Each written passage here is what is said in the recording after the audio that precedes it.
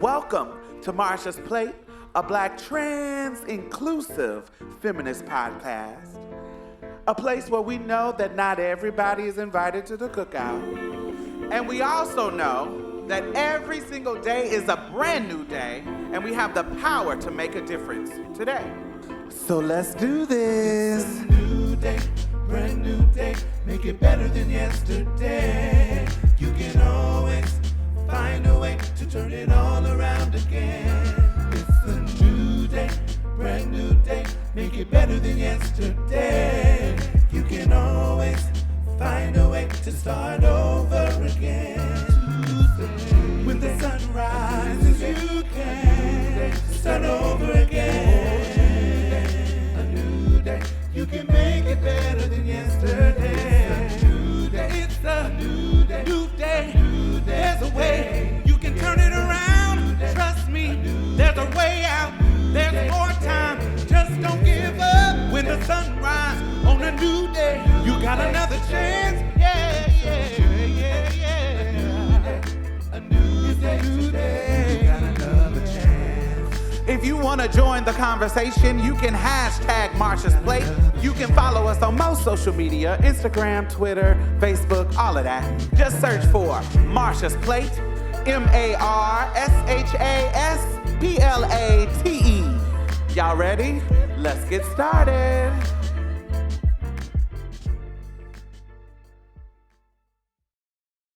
Hey, what's up, y'all? What's going on? Peace. What's good? Oh, so y'all see what's going on with Toure and Dr. Cheyenne Bryant?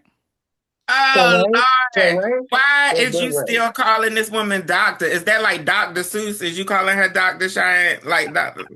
What is going on with Cheyenne Bryant and Toure, doc? Bring me up to date. I'm being sarcastic. Now my doctors are sarcastic. Only externally, but internally, what they do carry at the nucleus of who they are is discipline and boundaries. If gentle parenting creates gentle children, sign me up. I definitely want to create more gentle adults, especially men. Hold on, everybody, especially men. You are a gentle. God, are you kidding? Hold on, guys. Hold on, guys. That's what we need in the world is more gentle men who understand. You're very gentle. And it comes at an angle that doesn't always work for people. Let's just stop and go back. Is this who you want to get your life coaching from? Because I'm wrapping the show and you're interrupting me. First of all, we spent a whole meeting on this. First of all, Toure, why don't you let me wrap the show? I'm ending the show. What is the point of interrupting me? We're getting out of here. Like, what is the point? What is the point? It says go to host when you're talking to me. Lower your fucking voice when you're talking to me because you're acting very, very gentle, very soft, and very feminine. And this is the problem. Toure, you talk to your wife like that. You don't talk to me like that. I am not finished. You don't talk to me like that. I'm not your wife. I'm not your wife, Softy. Don't talk to me like that. You talk to your wife like that. Not me. Toure, talk to your wife like that. Do not talk to me like that. That is not how you That is not how you professionally approach me. Don't fucking talk to me like that. Check. Frank and Ariva, I apologize. Check yourself. You don't talk to me like that. Hold on, Doc. Like that. Doc, hold on. Shut the fuck up talking to me like that. That's what you do. That's what you do. You better tap into your gentleness and real quick. Wait. What is this? I've been ready. Been ready. She muted the wrong mic. You guys ready? Yep. Yeah. You ready to wrap this up? Yes, as I was doing. And then we'll speak off camera. Here we go. We always ask, when should a parent be held responsible for their children's behavior, whether it's at school? So, the gag. So, I always say, like when dudes say females, that's like the silent version of bitches. I feel like in this scenario, gentle and softy is the silent version of faggot. Faggot. Absolutely. Absolutely. I was so glad that when she came out and said what she was really trying to say, that he was feminine and this, that, and the third, and that a man being gentle is feminine. And she started with the fact that men being gentle won't work for everybody. Well, bitch, if a man being gentle doesn't work for you, you're the problem. And I'm going to say the quiet part out loud. You hurt, abuse, bitches think that that is the way that men are supposed to operate, and no, it's not. Yes, it has been normalized by our fucking community, but that is not the way that we are supposed to operate. That is colonizer shit. The fuck is wrong with you? And see, this is how motherfuckers knew to go looking for your motherfucking diploma, bitch. This is definitely in service to patriarchal norms and toxic masculinity. It feels to me this is a perfect example of a woman upholding those kind of deep commitments to patriarchy and those, this is her trying to use that language to shame him as a soft and gentle man. And this is also at the intersection of homophobic, of being of homophobia. It was incredibly homophobic. And child, Jay, your thoughts? She wants to demean. She used that moment in typical cisgender homophobe woman, the way they do, using it as something that is demeaning. His femininity and his softness as something demeaning. That's homophobia. And yeah, I feel like this person shouldn't be counseling anybody. Yeah, that was pretty wild. Yeah, one, the deep, like, internalized sexism and what have you of the situation.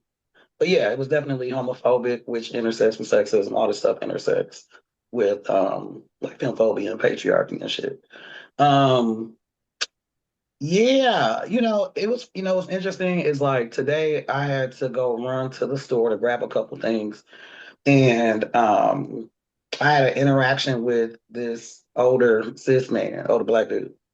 And, it was the look of like, hi, young man. Oh, you look like a faggot. The disappointment. I know that look, honey. The disappointment. But you got muscles. You know what I mean? It's like, you got to think, you know what I mean? And it's like, oh. Baby, I've been a woman for a long time now, but that look that you're describing is one that won't go away. And that's part of my visceral reaction. Because it's like, it's 2026 and you homophobic and you lying about being a doctor. Like, you don't even want us to believe it at this point, huh? Yeah, I don't. So why is she famous? For lying about being a doctor. Is she on a TV show or something or what? No, she's on the internet. Oh, she's on the internet. Okay, word. Yeah, everybody got. That's a lot. But yeah, that's something that look. I really experienced more so probably and definitely in the latter part of my transition medically. Like I started transitioning medically in 2010. I didn't really get that shit until probably like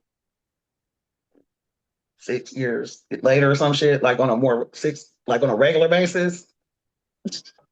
just like, you know what I mean? Like 2017, I'm saying, like 7, 8 years later. And it's just like, oh, hi, young man. Oh. I also think. Hold on, diving real quick. My poor father, I don't know what the fuck I was wearing. Probably wearing shorts. He was like, you you okay dressed like that? And I was like, Dad, I'm good. I'm just now. Like I'm good. I can't. I've had enough lived experience, right, to kind of navigate that at this point, which definitely wasn't the case initially, right? Just like over time, kind of learn how to deal with that. I'm trying to self-reflect.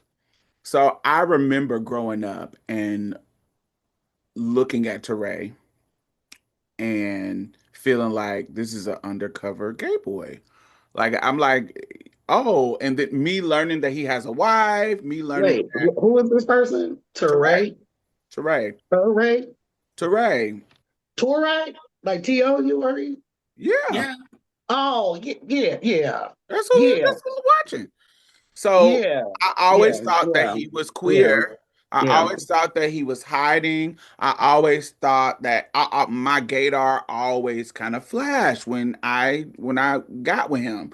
And when I got with him, but when I saw him on TV and interviewed people and gay, I was like, God, I'm picking up that this is a queer man. And so he is one of those people in my life that I have to check my own biases on how a man acts, how his level of femininity, his level of blah blah blah blah blah blah, whatever I deem as feminine, this might not be what I think it is. And it could be. It could be he could just be hiding it, or he could be moving in a different way. It It's could be. comfortable. But I had to learn from him. This is why this is so interesting. I had to learn from him and because he is a celebrity journalist, he is a journalist that's been in the game for a long time. I had to learn from him that I have my own biases in how I think a man acts. And I come up in the era of gangster thug rap. How there was a particular way, a particular performance of masculinity that black men in my culture had to play to be able to be seen as masculine. And anytime you got out of that, it felt a little bit of weird. And I think about right now we have Not for everybody, but yeah, the dominant the dominant bullshit. one that was Yeah, being publicly put on how a black man is supposed to be. That's not meaning that that's how it should be, but what was being celebrated at the time was, yeah. Tupac, Thug, DMX, that kind of thuggy was the popular way to perform black masculinity. And in that space, there were people who performed outside of that were called out. I think right now we're having a moment with Eric Benet because he's looking like a sexy That's 6-year-old. Diamond. Diamond. Before you even said Eric Benet, that's who I was thinking about as well.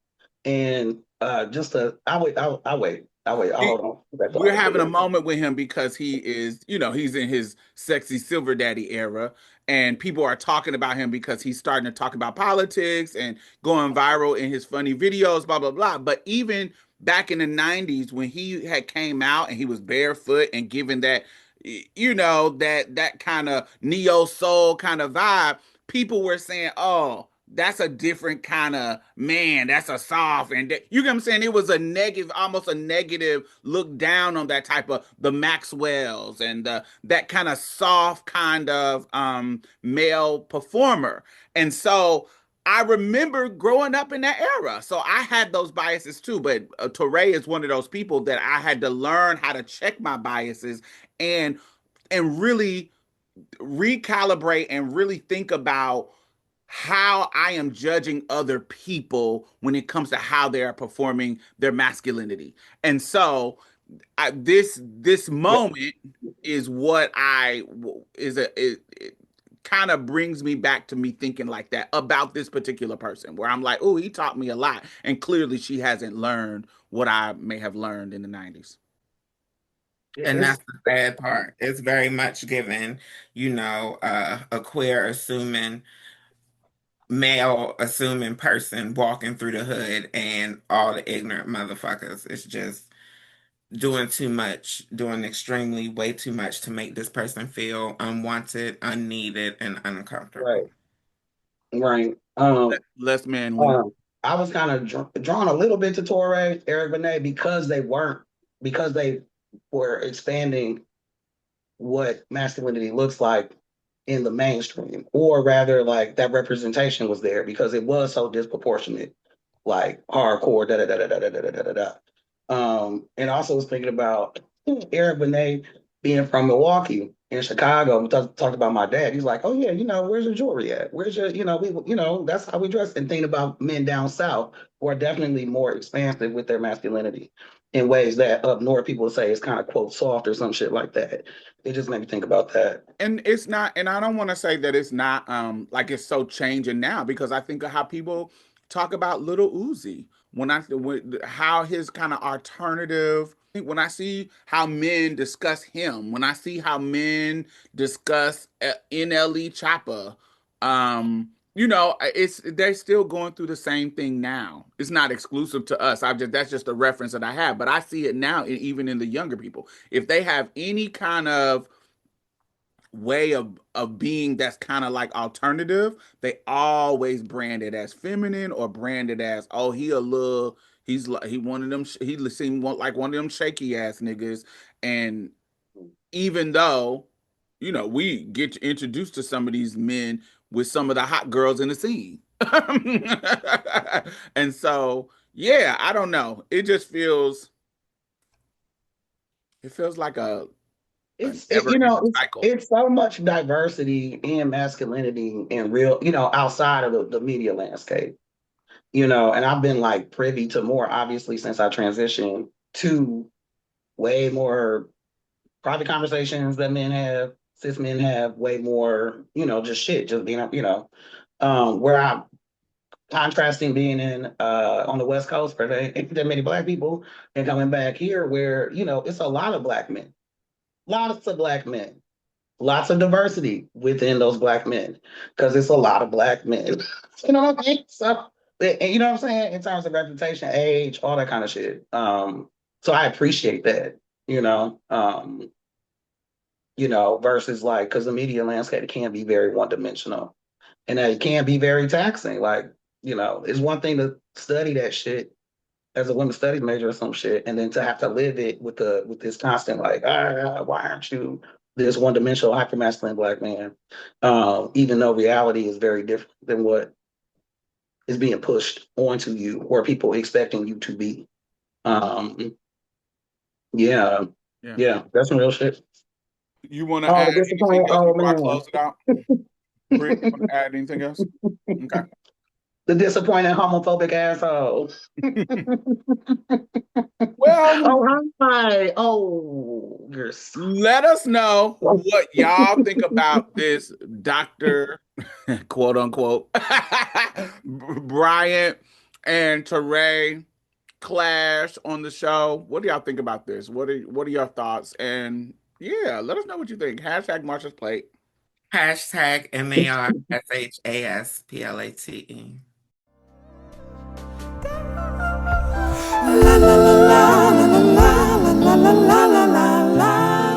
Oh my God, I want to thank all of our new patrons this week. Thank you, thank you, thank you. Yay, yay, yay, yay. So not only are you helping to sustain this particular podcast, I also donate to other podcasts. I donate to other organizations. I have my finger on the pulse of the community, and I know a lot of grassroots organizations that are doing great work out here. So you're not only helping to sustain us, you're helping to sustain other people in a community, because I put my money where my mouth is.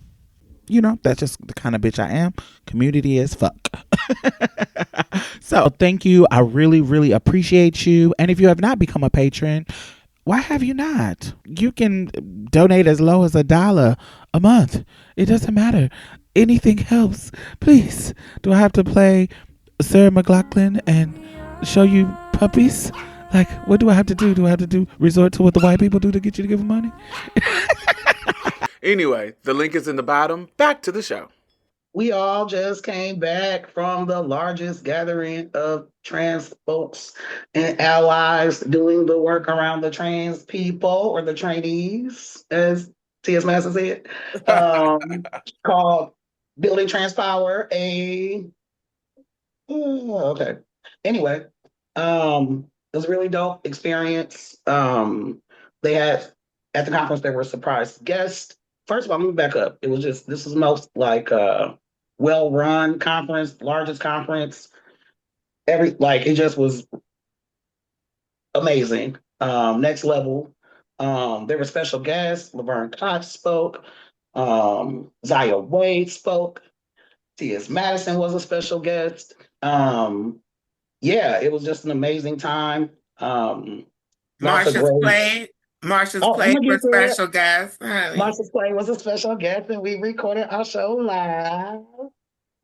with some of our listeners in the audience. Shout out to y'all. That was really beautiful to see folks there who are listeners and meeting listeners at the conference as well. Yeah, lots of amazing workshops and events. So I just wanted to ask y'all, like, for you, there's some highlights I got, but for y'all, what were some highlights of this past week? It was very magical.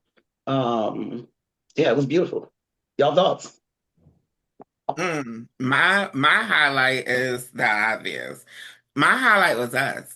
No shade, honey. Baby, sorry to sound arrogant and narcissistic to the listeners, but I feel like the goal was absolutely achieved overall in this conference. I felt like it was intended to bring us all together and have all of us shine in the process, allow all of us to be exposed to all of our talents.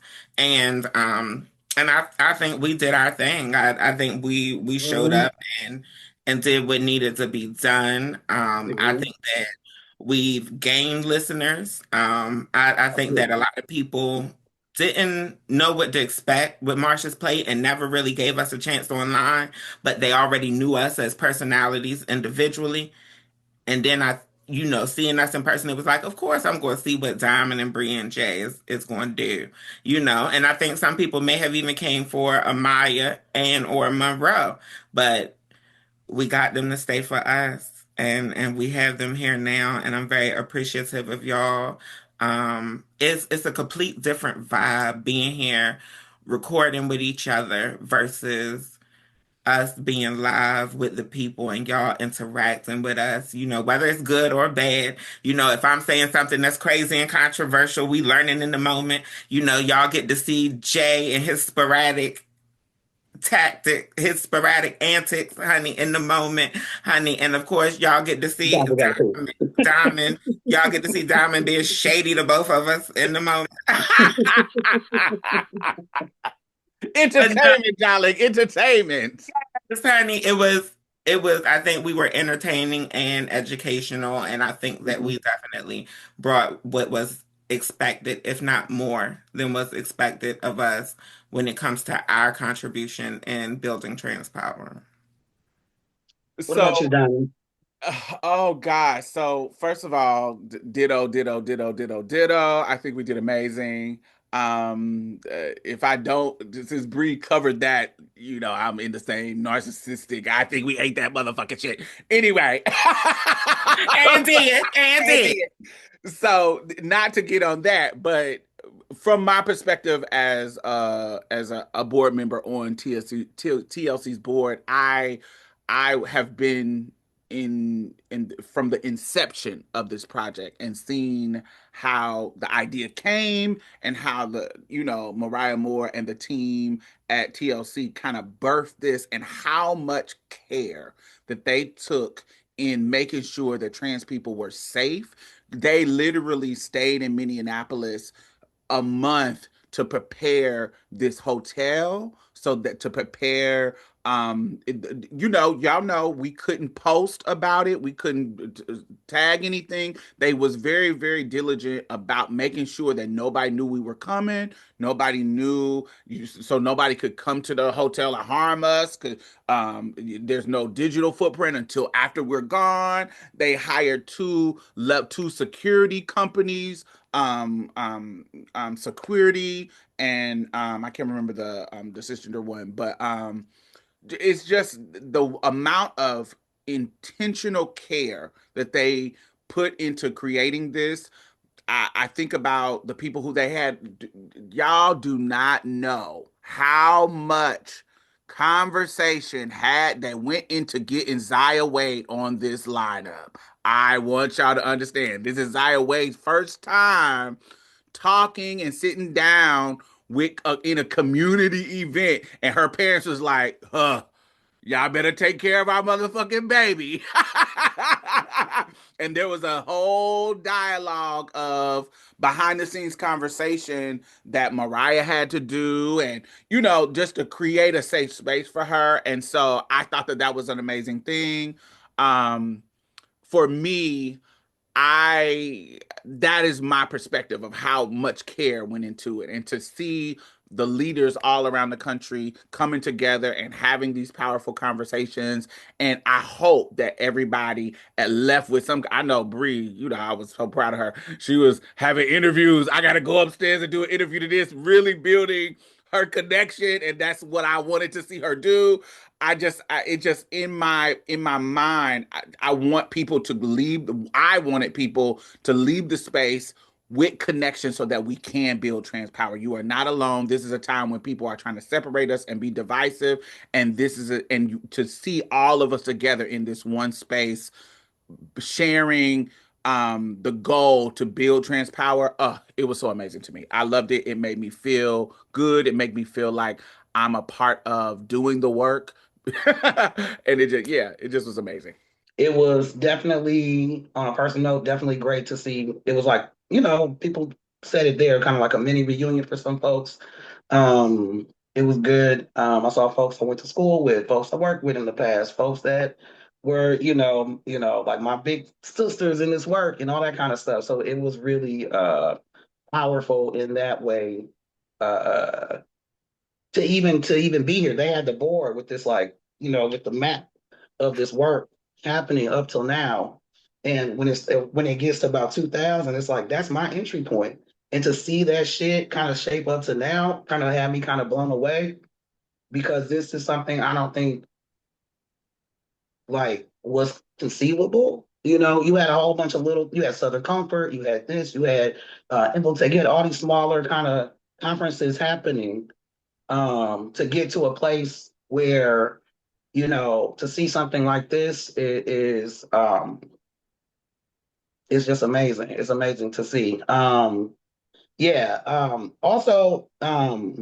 got cut up. They had the glam squad. They got us together. Cause by Shy got me clean. You know what I'm saying? Which was dope. And everybody was able to do photo shoots. That was pretty dope. At the event. But yeah, it was just like, I'm just tripping, like, logistically, everything. It was so tight. Like, you know what I'm saying, Diamond? Like, it was like you said, everything. It was out. So many things were just thought about that just made everything so much smoother for participants to just be present. Oh, I want to shout out a couple people I ran into though, and a couple people that I got to talk to. Sincere Porter, who's the trans health outreach coordinator for the Feminist Center for Reproductive Liberation. He does a lot of work around making sure that trans masculine folks get access to reproductive health care around the country. That's emergency contraception, that's birth control, those kind of things, and getting health services. This was my second conference since joining Marsha's Plate, but this has been the biggest trans LGBTQ plus event I've been involved in since joining Marsha's Plate, since being an online personality. And I got to essentially meet everybody who I had been networking with and chatting with online. So it was really great that I got to see all of y'all in person, and we got to feel each other's energy and all the vibes. I do give more shout outs. I ended up vlogging. I did a whole vlog of us being there. So if you want more details for all the listeners, if y'all want little minute details about the food and all of that and different shout outs, definitely feel free to check out my YouTube for that. But it's too many to name. I think I'm overwhelmed, like you are, Jay, when it comes to thinking about how many people that there are to name, because there are so many people I met that I was not expecting to even be there. So yeah, I wasn't expecting it to be this big. I wasn't expecting it. I'm honestly, I think I'm still processing. Mm-hmm. I think I'm still processing it all, and I think that's why I had to vlog it, because it felt, when it was happening, it felt like being kind of lost in a dream. I am always fucking inspired when I see like the old heads. Like when I see like a Sharon Grayson. Yes, Auntie. When I see like a Shout Sharon, out to Miss Sharon. Yes. somebody who came out in the 60s. Like, Yeah. I'm a bitch that like to brag. I came out in the 90s and Right. 60s, bitch. I want to say right. We old dish, okay? Right. Yeah, we like this is somebody who came out in the 60s. That's a whole different motherfucking, Yeah. Yeah. that's a whole different era. And so to see her in every time, ooh, I don't know why I'm fucking getting emotional. Ah. Yeah. To see Because her it in her was gray, emotional. Yeah. to see her with all her gray hair, the beauty, the in her right mind. That's a bitch I'm jealous of. We had a pre-conversation. Yeah. That And, is lo- what I and want to loving be. and Like, loving on Ditto. everybody. And and Ditto. still having loving the and capacity of not loving on. bitter, still Yeah. having hope, still out here and not and having boundaries. Like, yes, I'm gonna be out here talking my shit and telling y'all to get y'all shit together. I'm passing the torch. I'm tired. Let me rest and da da da da. But still have hope that y'all can do that. To see her, it just it really fucking warms me and makes me feel like this shit ain't in vain. And to see her as a possibility model to be an older trans woman and be happy and have balance and she got a house in Little Rock and be comfortable, just to see her, and it just amazed me. Her, and since we were in her city, amazing, iconic Andrea Yeah. Jenkins, the first open trans woman congresswoman to be elected openly. I meant city councilwoman. We know that she's not the first. We know Althea Garrison got elected in '92, but she wasn't open. She was outed. This is the first woman who was elected open trans woman. And to see, for us to be in her city and us just and really be there and welcome us with open arms. This is a woman who was the congresswoman in the district that George Floyd got murdered. She literally, her house, she lived a block away from when it happened. So when it was time to step up, she was the one that was the leader in that time, that exact moment with George Floyd. And so I just felt like that felt amazing. So just to see the elders really out here doing their thing inspired me. Another thing that inspired me is the accessibility and no cost. We didn't pay for shit. Like, usually when you think of conference, you got 600, 500 registration fee and da da da. Trans people didn't pay for shit. Transgender lawsuits are paid all from our flights, from our and we're talking about not just us as guests, everybody. The not just us as featured guests, but as people who just patrons. They pay for you to come. They pay for your hotel. They pay for your lift. They had food for you to eat if you didn't have no money. Da da da da. They had food there. They fed us every damn day. Yeah. Baby, they even paid for the incidentals. They put cards down on the incidentals at the hotel. You didn't even have to have a motherfucking credit card. And they even paid for our rides to and from the damn airports. Boom. Like when we talk about doing accessibility right, I felt like people could come to this without any worry. And I thought that was powerful and amazing. That's putting the money that you have where your mouth is and taking care of people when you have it. Because a lot of times, and I'm not saying that this is super, super problematic, but as a marginalized community, we don't always have the fucking resources to do some of these things. So for you to say, hey, we're not gonna do a conference where you gotta come and pay and we're talking about profit and da da da da da. We actually want you to come in here and be cared for and build power without spending money to do it. And I just thought that was amazing. And last but not least, there was a activation outside of the conference that they had later one night called Drag Us to Liberation. And it was intentionally showcasing some of the drag girls, particularly the trans ones, who really have made an impact. Because y'all know I love, I consider RuPaul an icon, but I think that when Drag Race started and he was being exclusionary to trans people, I thought that was shady. I thought that was a disservice to trans people. I didn't understand it. It was shady to me, and I'm glad he has come and changed. But in the Mhm. beginning, I'm like, you can't have drag without trans drag. There's too many, we too part of that history. And so for you to erase us feels intentional and shady. So anyway, that's a whole different conversation. But they literally put on a drag show showcasing some of our iconic girls in the drag scene that was totally like when we think about Mimi Marks, when we think about Raquel Lord, when we think about who else? Silky. Silky Monroe. It's just a whole list of people that they had on there.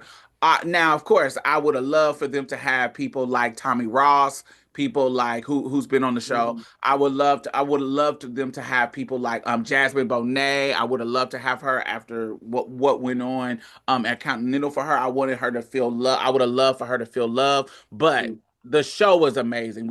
I had an Mhm. amazing time just being there. And so it was called Drag Us to Liberation, and it was very intentional, and it just was amazing. So those were some shout outs for them to curate that and make it beautiful. But yeah, that's my initial shout outs. If they had to do anything differently, if they could do anything differently to make the next one even better, what do y'all think? I'll go first. Baby, I wouldn't mind them having some people of color coming in and catering. Baby, I wouldn't mind some people of color.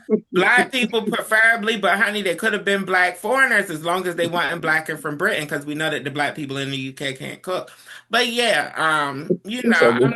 I'm joking. I did definitely eat. I ate the food. But yeah, and that's a nitpicky thing. Like I'm nitpicking at this point. Um, but that's more of a key. On a serious note, I think that there could be more black transmasculine representation.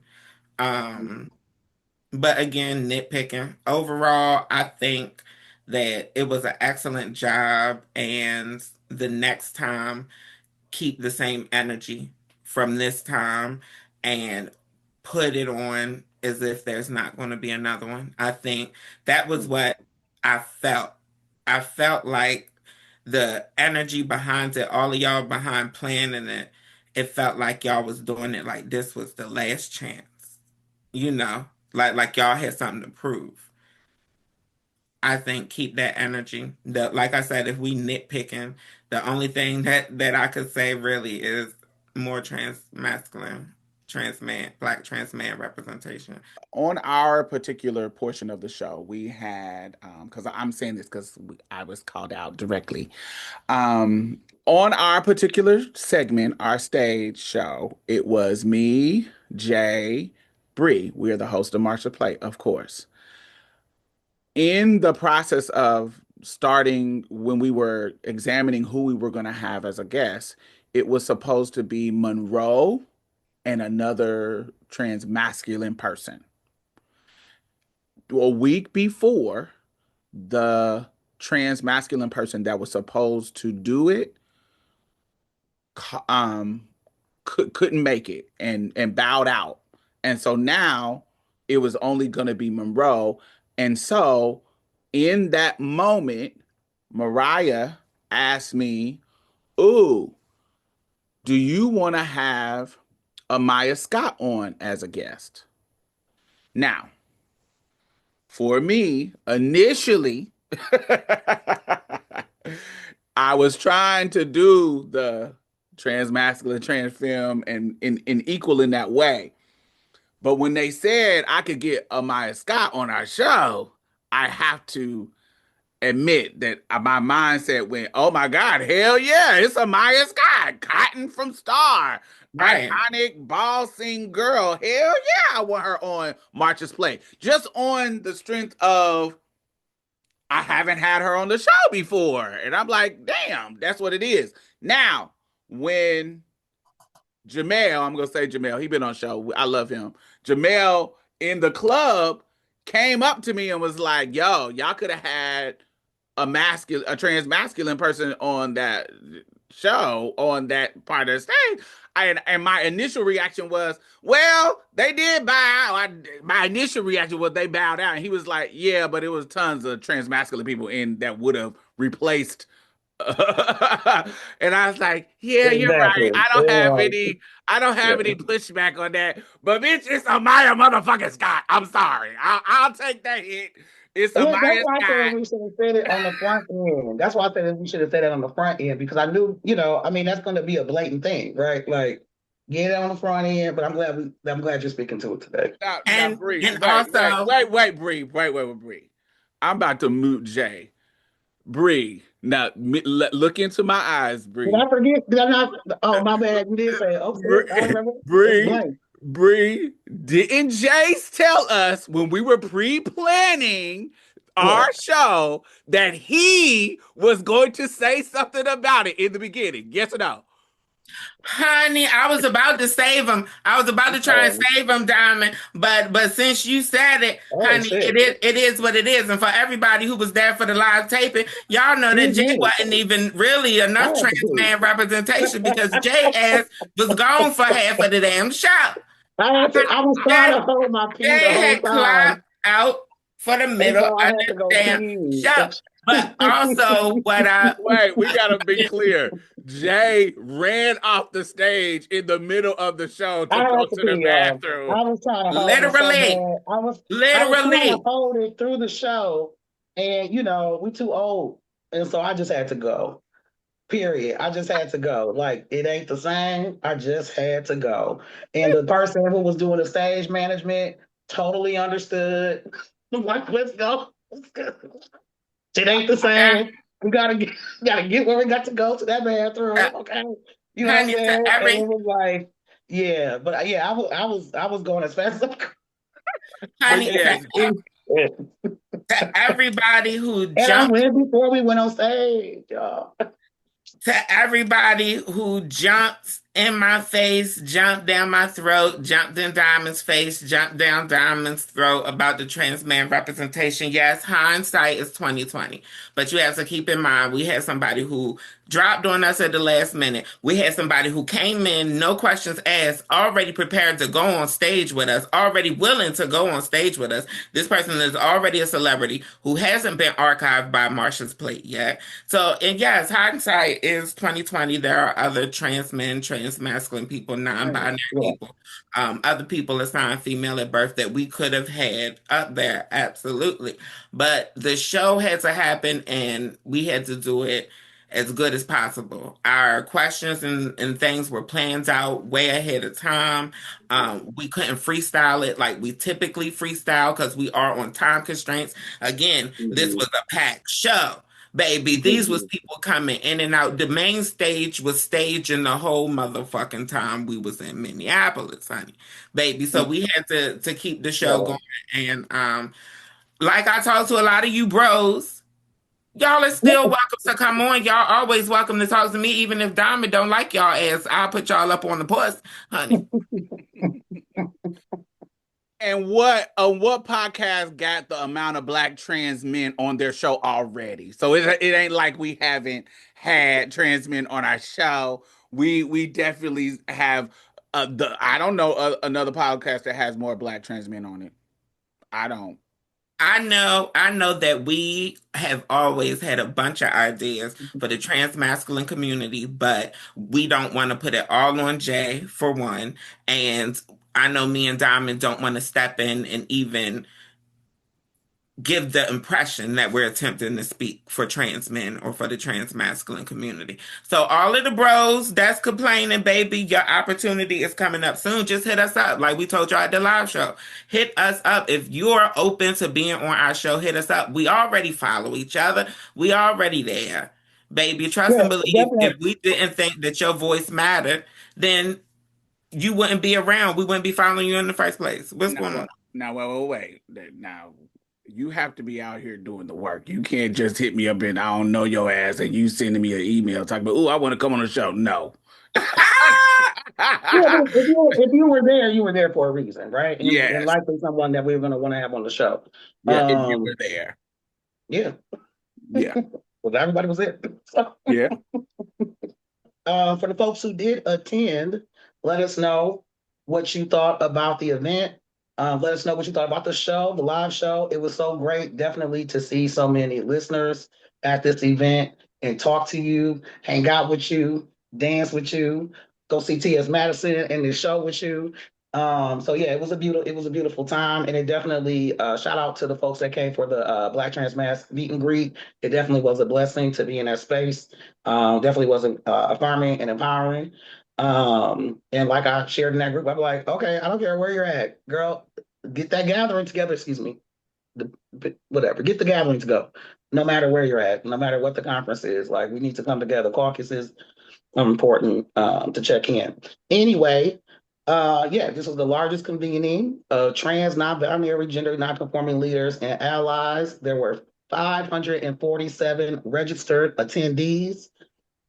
61% of the people that attended are trans, were trans or transgender. 41% were Black or African American, and 20% were Hispanic or Latino, Latinx. Transgender Law Center or at Trans Law Center on their page online on Instagram. I'm so like on the interwebs on Instagram and stuff, but they have these stats up there from the event and a lot of photos and things like that. But yeah, it was an amazing time. Let us know about your experience. Hashtag Marsha's Plate. Break it down, Bree. Oh, I threw kill spot. That's hashtag MARSHASPLACE.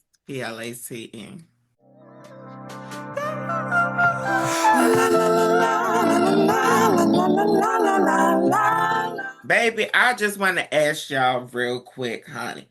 We came back from Minneapolis. I had checked out while we was there. You know, I was really focused on the work while we was there. I wasn't really paying attention to the news. But then I get back to the real world, y'all. And these motherfuckers is talking about giving reparations to the January 6th rioters. I have two really simple questions for y'all. One, do y'all think these motherfuckers should go to hell? Or two, do y'all think that they should be repaired because they were just exercising their First Amendment right?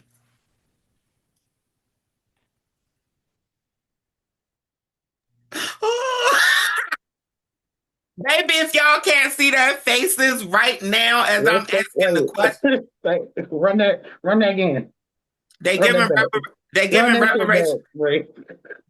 reparations to the January 6th rioters, honey. They trying to say these people was just trying to enact their First Amendment right. Meanwhile, honey, they don't even want to talk about giving niggas reparations, and they ain't probably even repaired the Native Americans who they ran down on before they brought the niggas here. And I don't think that they were illegally doing an insurrection is not your constitutional right. Like you doing shit like that, that's not how that works. That's not your freedom of speech. You trying to overturn an election, that's treason, actually. And so that you basically like a fucking Confederate, basically. And so for traitor of the state. Yeah, you are a traitor. You are a Confederate. Like that's just what it is. And just like them, you're a fucking loser, and you didn't accept it. And I've always said that I feel like we wouldn't be in this situation if the Confederate were punished for treason in a way that they should have been, but we were lax on them because economics. Anyway, but what pisses me off more than, when I think about what you just said as far as reparations for slavery, when you think about how other people got reparations, even like Holocaust people, even like Asian people, even like, you know what I'm saying? There was a lot of situations where people got some kind of help and blah, blah, blah, blah, blah. Don't even go back there. Go to right now. Y'all all of a sudden got money to give these motherfucker reparations. But when we tell y'all motherfuckers y'all need to do student loan forgiveness, Y'all ain't got no money for that. When we talk about universal health care, y'all all talking about, oh my God, who gonna pay for it? And anything that we ask y'all to help people economically, y'all always talk about y'all ain't got no motherfucking money, but y'all got money for wars. Y'all got money for fucking um I'm not Jan Sixers, whatever, January Sixers to get any fucking thing. They don't need to get any fucking thing. You already pardoning them and they shouldn't be pardoned. So for Don't forget me, the White House. Don't forget they got money somehow to redo the White House and to do shit. the ballroom. Like y'all, all of a sudden, y'all got all this fucking unlimited money while the deficit keeps growing and growing, growing once again under your presidency. I just think it pisses me off, but it also makes me feel like why the fucking Democrats, when they do get in office, why are they not fucking aggressively going after shit for us either? Like when y'all had the Senate, had the Congress on y'all side, why y'all don't aggressively, why y'all didn't fucking ratify Roe versus Wade when y'all had the chance to do it? Why y'all, that's one thing that I admire about, I wish they were on the right side of history, but I admire their aggression to get what the fuck they want. I wish that we were just as aggressive because there's no way that they shouldn't have ratified Roe. It's just so many things. I'm like, they get to do all of this kind of shit and workarounds and blah blah blah blah blah. Honey, when Obama was in office, they wouldn't even allow the man to say the motherfucking word reparation. Wouldn't even let him wear a tan suit. Yeah, that shit was crazy. Crazy, yeah. But yeah, that's my Yeah. thoughts. What Oh, about you, Jay? What oh, do you think? Do you think that this is foolishness, or do you think that all the cracker jackers who was trying to jack the White House should be given some of our coins? well, real quick to the what you were saying about we were talking about with the right wing, I guess, and what like Democrats not doing X, Y, and Z because we don't vote in a way that puts the pressure on them to do those things. That's why. That's literally why. The right Christian fundamentalist people voted, they put pressure with their vote. So they're like, we're going to support you if you're anti-abortion, or we're not going to support you if you're anti-abortion. That's how they were able to drive that agenda, not necessarily with money, but with votes. And so, people ain't going to do what you say if you don't give them your vote because you don't matter. It's the equation of whether or not they get elected. Right. So unless you put pressure on them with your votes and say, these are the issues that are important to me, and I'm going to show up and I'm going to keep showing up. But if you fuck up, I'm taking my vote away. But they need to see what kind of fucking power you have in the first fucking place to know that you fought somebody that to fuck with or not. So they can't see that unless you turn out in high numbers. Then they know what they're gonna lose. That's how you get the power. Change the power dynamics. And that's what people are doing. People get registered, check your vote, vote.org, check your registration. But anyway, yeah, this is, not surprising. Project 2025-ish energy, kind of similar to what happened after the Civil War, like you mentioned, Diamond, in terms of Confederates, traitors being able to, quote, regain citizenship. And then also people who were former human traffickers and sex traffickers of African people, of Black people, were compensated for their loss and their property, supposedly. So this is not surprising. I think for us, though, I think it's another opportunity for us through different means to learn more about our history, because they're literally using history as a part of this playbook. And I think that will help us know what's coming and like how to fight this, because we've defeated it before. And I think we'll defeat it again. It's gonna be a long ass fight. But you know what I'm saying? But how long or how short of it is gonna be determined by whether or not we turn the fuck out to vote in our local, our statewide, our county, and federal elections. That's going to determine how long we got to deal with this shit. So that's my thoughts on it. Like, am I surprised? No. Am I pissed off? White people going to white. You know what I'm saying? White culture go white culture. You know what I mean? And definitely like white nationalists. My daddy, you know, son of a Klansman president, literally, is gonna do what he gonna do. I want to kill them black children in the newspaper, man. Like that's to be expected. Um, that's to be expected. All we can do is like organize. We got to come together. It's not everybody's ministry to be talking about shit with cisgender people, but like we can all show the fuck up in different ways. We all got a brick we can build, bring to the table. So yeah, that's my thoughts. Fuck them. Am I surprised? No. Do I have feeling? You know, I'm more about what the fuck we gonna do. Excuse my language. I had a couple of adult beverages. Honey, baby. You know what I'm saying? To slow this shit down because we know they gonna. Yeah, I mean, it is kind of scary, but it's also It's not scary. It's crazy as hell, honey. And if you think that it's crazy as hell, if you realize how fucking foolish it is for the idea of the people that insurrected against the Capitol, honey, they took out policemen. They had their own shot and put down like a dog in the street. Honey, baby, they injured policemen. Honey, ain't y'all supposed to be for the police? Even the crackers should be voting against this, honey. And when I say the crackers, you know that they spelled with a KKK. Baby, if you realize how crazy this shit is, again, long story short, this is the whole reason to vote. And this is why your vote matters. And another reason you can know that your vote matters is because they're trying to take it from niggas. They don't never try to take shit from us that they don't give a fuck about us having. That is common sense. Baby, let us know if you think it's foolish or if you are stuck in the sunken place. Make sure you hashtag Marsha's Plate. That is hashtag MARSHASPLATE. I'm gonna add this in there on that real quick. When they had that press con initially after January 6th went down, everybody was like, for the most part, Republicans too, like, oh, this is fucked up, blah, blah, blah, shame.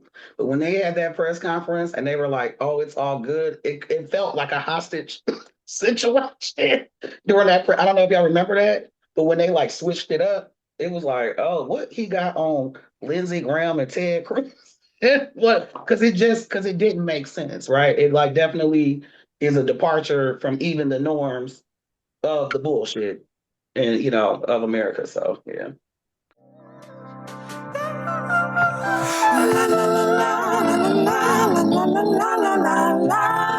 I don't know why this feels like a little Euphoria before Euphoria.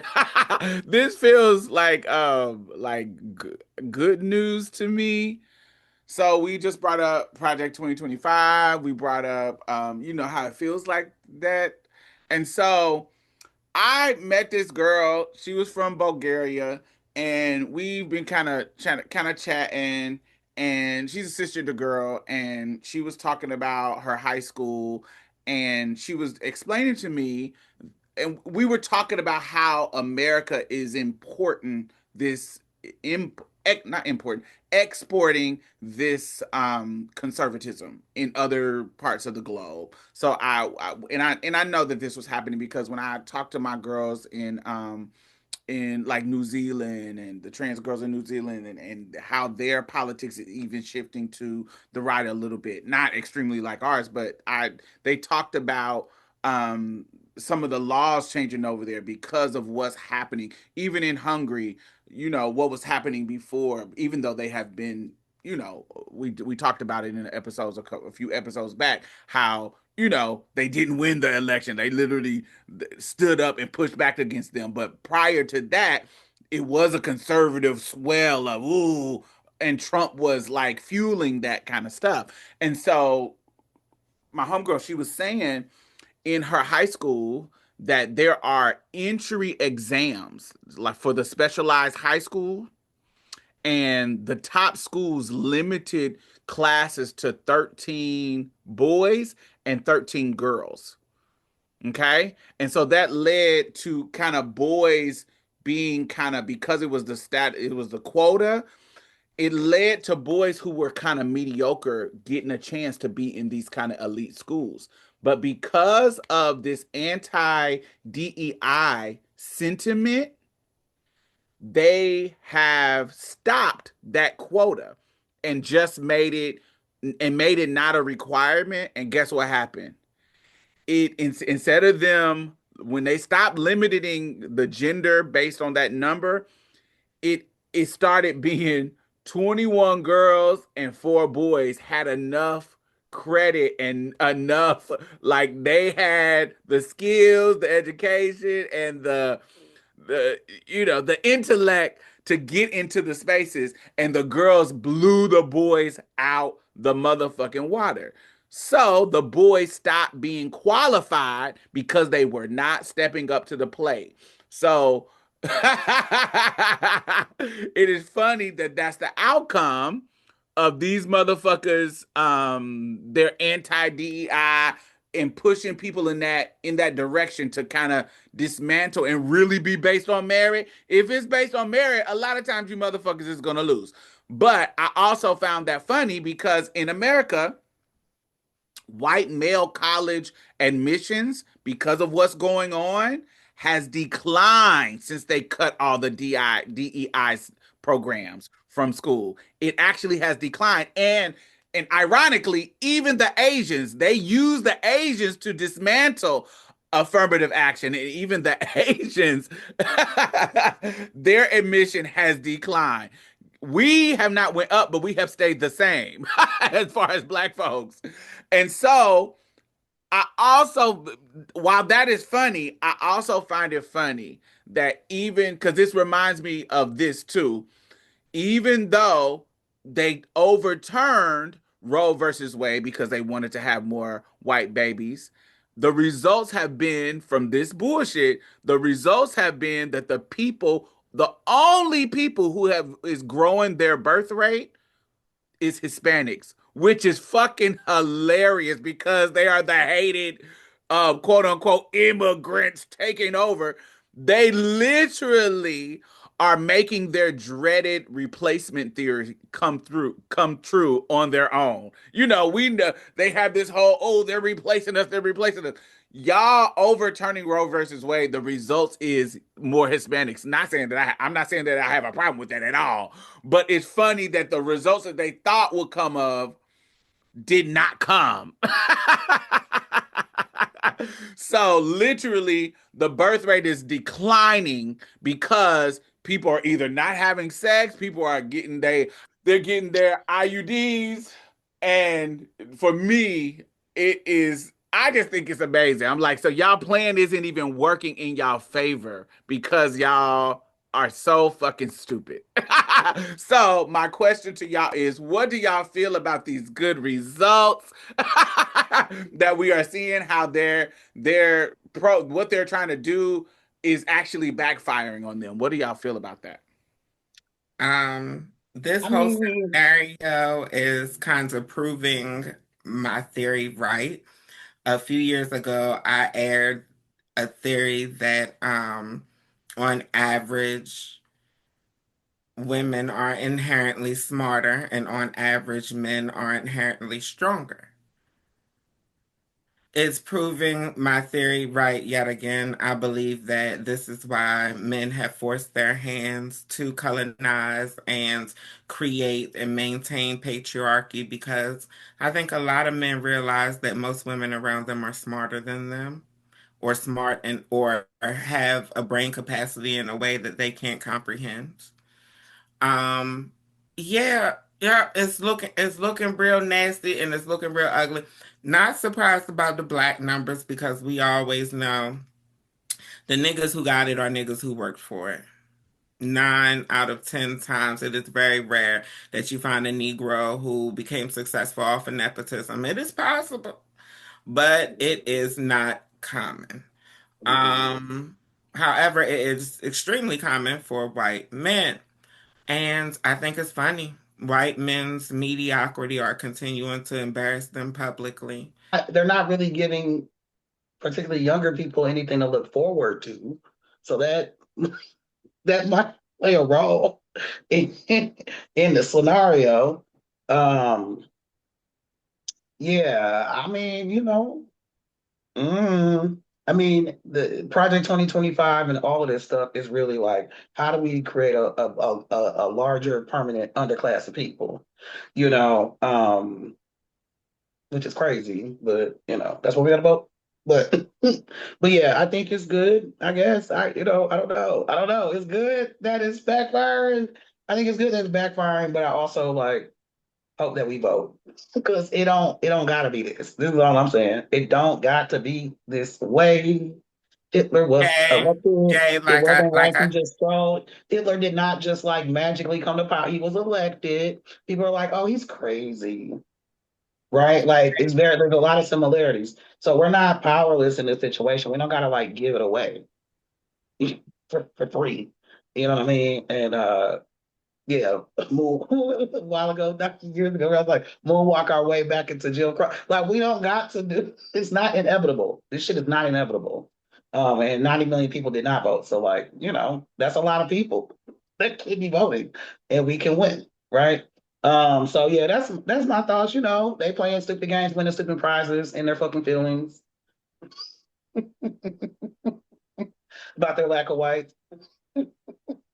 All right. You know what I mean? That's what they get. All right, so let us know what y'all think about these wins. I'm kind of excited. Yes, they have some wins on their side too, but I just feel like this is a win that their plan is backfiring. So let us know what y'all think. Hashtag Marsha's Plate. honey, y'all know what it's giving. Hashtag MARSHASPLATE.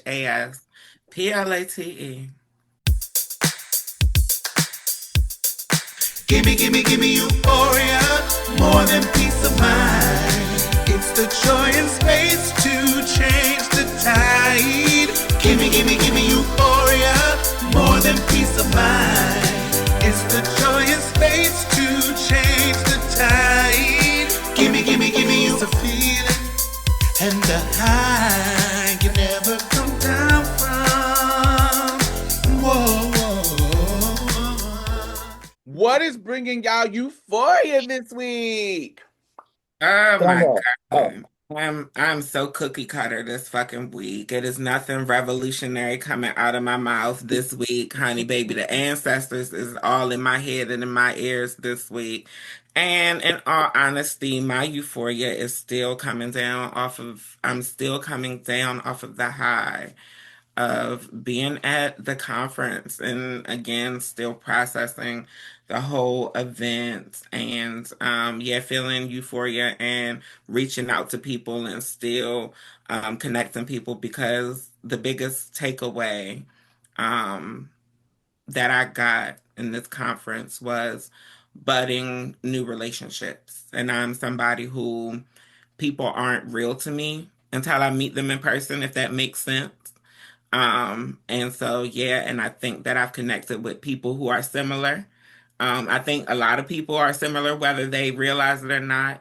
And yeah, so I'm just excited for the future of these budding relationships and also for the future of the Black trans community because there were so many of us there and so many of us who are connected so well that it's going to affect the Black trans community worldwide. Word. My euphoria is similar to Bree. It's the conference still kind of, it was reinvigorating. It was empowering. It was affirming. It's a lot that it's like fuel, to kind of keep you going in this work. And plus, just imagine new possibilities. One particular moment there, though, I like changed my mind for something. I said, let me go run into the hotel room and was on the elevator with this woman who's a Black trans woman from New Orleans. And we sitting there having small talk. Oh, where are you from? Where are you from? Where are you from? Da, da, da, da, da. And I let her know I'm from Milwaukee. And she said that she had lived in Milwaukee for 1 year. And I asked her where she went to school, and it just so happened that she went to the same school that my mother taught at, and she had my mother as a teacher. And she said she's the one teacher I remember. She said nobody really knew her tea until they had some assembly and separated the girls and the boys, quote unquote. And she said my mom just like poured life into her, and she was over the Black History program, which that That checks out. That makes sense. That's my mama. I'm clearly my mama child. And everybody, people wrote their own pieces. And she said she wrote her own piece, and my mom encouraged her to be in the show. And she said it just was like a life-changing moment for her. And it was just so beautiful. Like, that's why I shared like with my mom. I was like, I didn't understand why my mama was tripping. Like when I first came out, because I saw her love on us. You know what I mean? I mean, I didn't see her do it at work, but I saw her like at church and other spaces, so just for her spirit to be in that space, and for her, she 1 year in Milwaukee.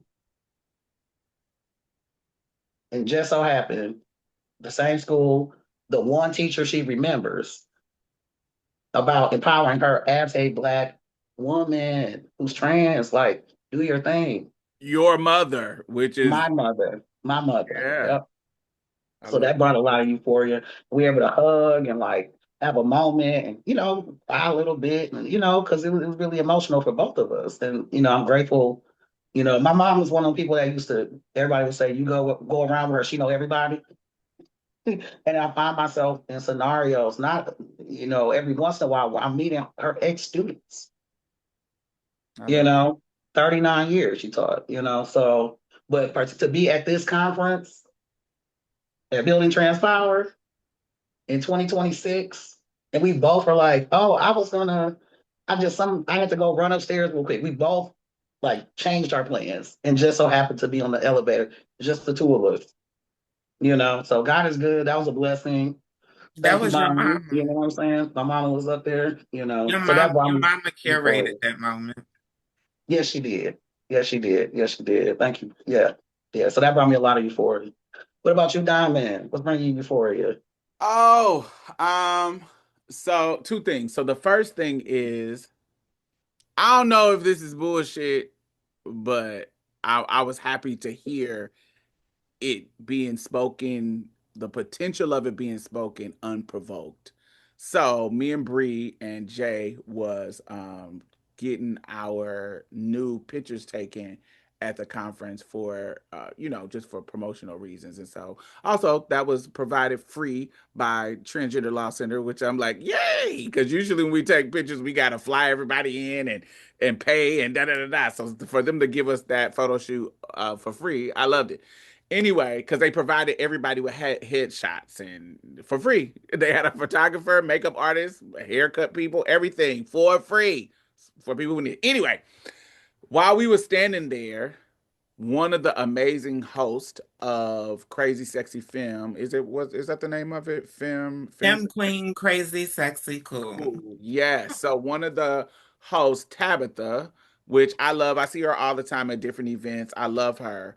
While we were sitting there talking to her, she was like, yo, we about to come back for a new season and I'm gonna run it by them. I want to do a collab with Marsha's Plate, like where they have us on Like a crossover. like a crossover thing with us. And as somebody, listen, we are one of the first Black trans podcasts that centers Black transness to exist. And so I love that that we have now multiple Black trans led podcasts out in the world. And so for her to say she wants to collab with us, and me seeing the potential of that happening, I don't know if it's going to happen, but the potential of that happening and working together and doing something together, that brought me euphoria that they even care enough about us to be able to want to do it. And I just love it. I just thought that was dope.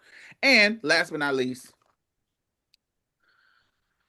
this is not sponsored, but Fishwife. Fishwife's smoked salmon. I've been fucking these up. I love these. These are delicious, and oh my god, they've been bringing euphoria. It's just a salmon tin fish that has been delicious. So if you never tried Fishwife, get the smoked salmon at your local store, wherever you get it. It's the best tin fish. Girl, I don't even think they sell it over here. I don't even think they sell Oh it. my god, it's so good. You can order it. But it's delicious. It's amazing. So anyway, that's what brought me Euphoria this week. That and the potential of us working with Femme Queen, Crazy Sexy Cool. All right, y'all. Let us know what brought y'all Euphoria this week, and hashtag Marsha's Plate. And we want to hear what's going on with y'all life and what's going on with y'all will make y'all feel happy, because that brings us. Yes, tell us the tea. We want to know the tea. Pour it into us. Pour the tea into us. All right. So, all right. We will see y'all next week. I love y'all. Bye, Peace. Well, that's it. Thank you for coming and getting a taste of Marsha's Plate. You can listen to us on iTunes and SoundCloud. Make sure you leave a review because we really need those 5 stars, y'all. And go like our Facebook page and leave some comments. We'll be posting exclusive content every Thursday, so you definitely don't want to miss out. You can also follow us on Twitter and any other social media site at Marsha's Plate. If you'd like to donate or advertise with us, hit us up at diamondstylz@gmail.com. That's diamondstylz@gmail.com. And that's it for us, y'all. Bye. Bye-bye. You gonna say bye, Mia? Oh, bye, y'all. Every little thing's gonna be alright.